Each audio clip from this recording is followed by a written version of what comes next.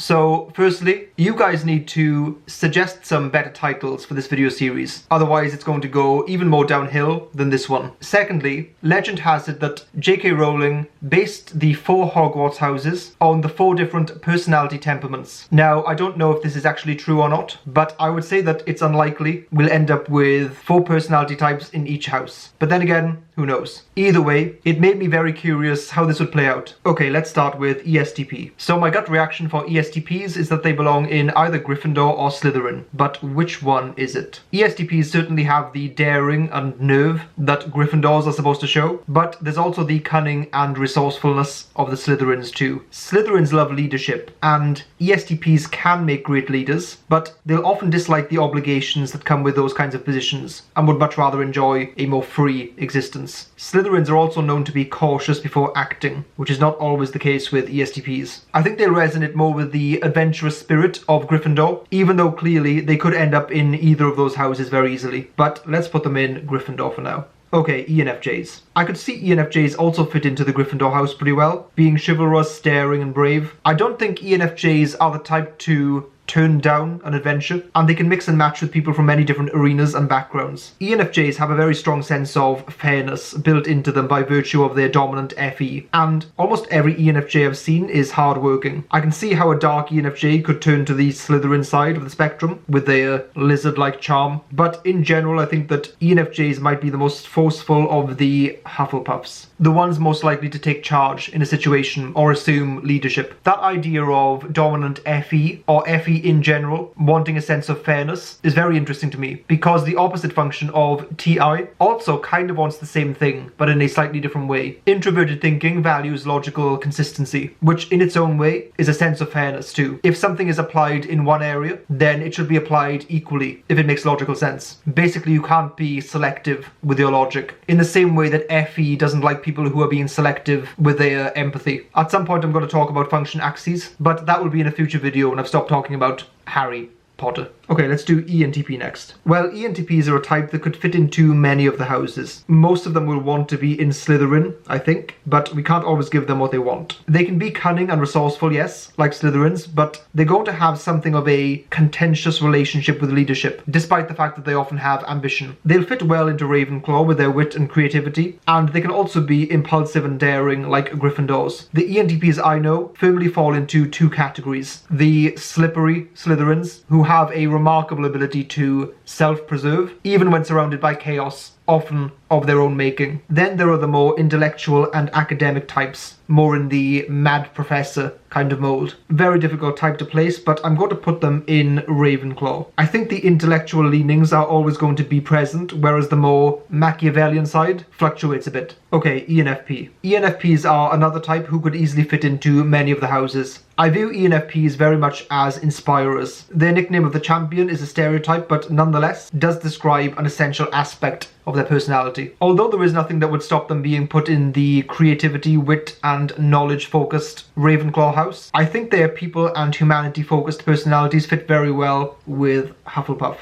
Okay, I'm curious whether there are any Enfps out there that really don't resonate with that stereotype. If there are any Enfps out there that consider themselves to be much more detached in that area, and for want of a better phrase, aren't necessarily concerned with helping people, at least not as their main aim, then let me know down below. Someone recommended to me that I should do a video on how each of the types defies the stereotypes, and I think I'll definitely do that soon. But as always, it helps to get input from people in the comments. Okay, ENTJ next. Ambition, cunning, resourcefulness and leadership. This is the ENTJ mantra in a nutshell. I actually think that Voldemort is an ENTJ as opposed to an INTJ. They tend to just organically end up in positions of power and control. That's not to say that they always do well in those positions, especially if they are not mature or not challenged enough by the people around them. They can also be impulsive and even reckless with their risk-taking, since they do trust in their ability to react and adapt on the fly without ever being overly attached to any of their plans, despite the fact that they often do plan. If I think the Dark Lord himself is an ENTJ, or possible INTJ, ENTJ, then I think ENTJs must by definition be in Slytherin. Okay, ESFJ. I think this might be a fairly straightforward one, but I'm curious what the counter arguments might be. Well, my initial reaction is Hufflepuff, and I'm pretty sure I'm going to go with that one, but probably Gryffindor would be my second choice. The archetype of an ESFJ is kind of the salt of the earth or pillars of the community kinds of people. Like I've said in many videos now, the creativity of the ESFJs is certainly underrated. Contrary to popular belief, Hufflepuff does have some pretty interesting members. I think Cedric Diggory is a Hufflepuff and he's good looking, albeit dead. Anyway, Hufflepuff for ESFJs. Let's do INTJ next. INTJs have an abundance of cunning to draw upon. I think I've told this story before, but an INTJ friend of mine who I've mentioned before, when he was in university, there was this particular textbook that everyone on his course needed to get. So in true INTJ cunning fashion, he found the place they were being sold and bought all of the remaining books, then put them back online for sale at a much higher price. There are countless stories like that from him. Also, this notion of being more cautious to act out of the desire for self-preservation is something I've seen from INTJs too, so this is an easy one. Let's put them in Slytherin. Okay, let's do ISFP next. ISFPs are freedom lovers who also possess a strong, adventurous spirit. In many ways, ISFPs are the archetype of the heroic character, willing to throw themselves into situations, have strong values and principles that they won't give up easily, and are often going up against villains that are good at their weaknesses. So people who are ultra organized and structured. In some ways, I see Harry Potter vs. Voldemort as an ISFP up against an ENTJ, and Luke Skywalker vs. Darth Vader as an INFP going up against an ESTJ. Then again, it's entirely possible that I'm being way too archetypical in the way I'm viewing these characters. Either way, I think ISFPs belong in the House of Gryffindor. Like the ISFPs, ESFPs are very much in the archetypical heroic mold. The dynamic that springs to mind here is of an ESFP hero going up against a type like an INTJ, who is master planning and scheming from behind the scenes, whilst the ESFP is trying to bring them down one battle or fist fight at a time. I think the character of Sirius Black is an ESFP. Most people probably type him as an ENTP, but I disagree with that one. There is a great power in being able to exist in the moment and deal with things one day or step at a time. I think they belong in the House of Gryffindor.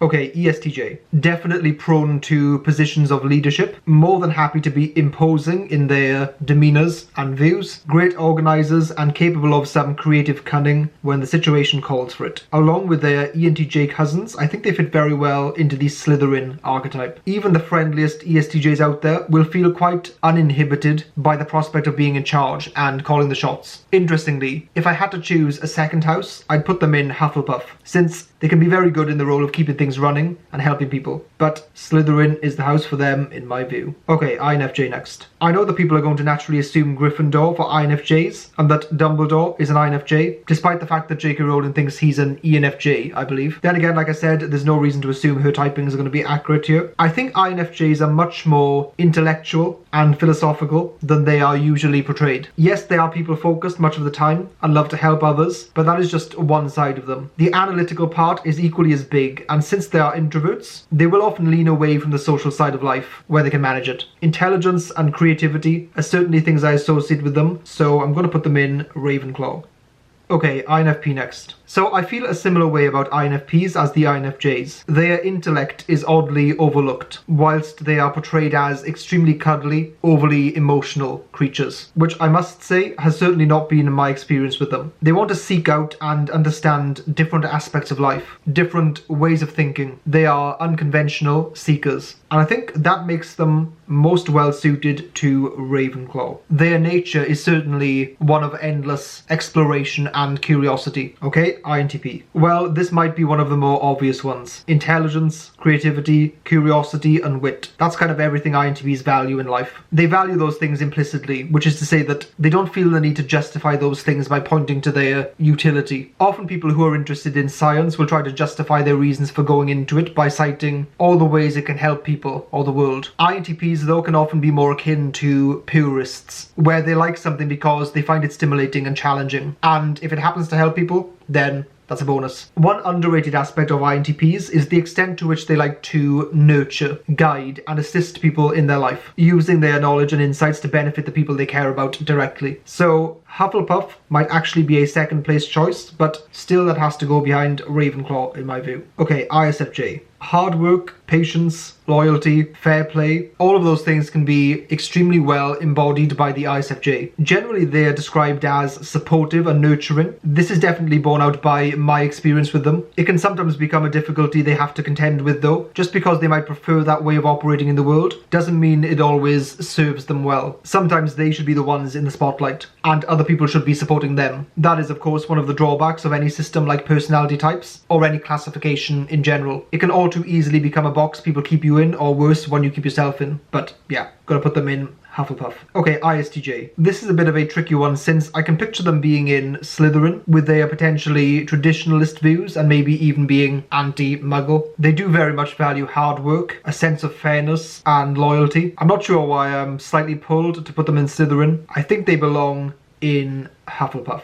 That sense of duty towards others sways me to that house. Okay, finally, ISTP. In fiction, ISTPs are often portrayed as the archetypical anti-heroes, someone who seems to be on the side of the good guys, but you're never quite sure if they're there because it aligns with their beliefs, or whether it's just out of pragmatism. ISTPs can certainly display bravery often, or just downright fearlessness. They can be quiet and even unassuming, but when they spring into action, they're a powerful force indeed. My second choice would be Ravenclaw, but I think my first choice is Gryffindor. Well, feel free to analyze these results and let me know why none of them make any sense. Both me and Luann have individual social media links that we'd love for you to follow. I highly recommend you checking out Luann's TikTok, which I will link down below as a pinned comment. And finally, if you haven't already, please like and subscribe, since it really helps the channel and gives us very good feedback.